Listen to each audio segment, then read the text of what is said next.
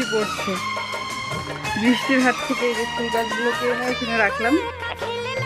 এর আগের দিন অজানায় বৃষ্টি আসাতে অনেক ফুল গাছ আমার নষ্ট হয়ে গেছে, পচে যায়। মানে এই গাছের ফুলগুলো অনেক দিন থেকে একদিন ফুটলে নাই নাই করে সপ্তাহ জুড়ে গাছে থাকে, বাট বৃষ্টির ফোঁটায় পুরো শুকছো না পাপড়িগুলো, বৃষ্টির ফোঁটায় সব নষ্ট হয়ে গেছে এর আগের দিন। তাই আজকে বাগানে বসেছিলাম, তাই সব তুলে এনে রাখলাম। বৃষ্টি পড়ছে,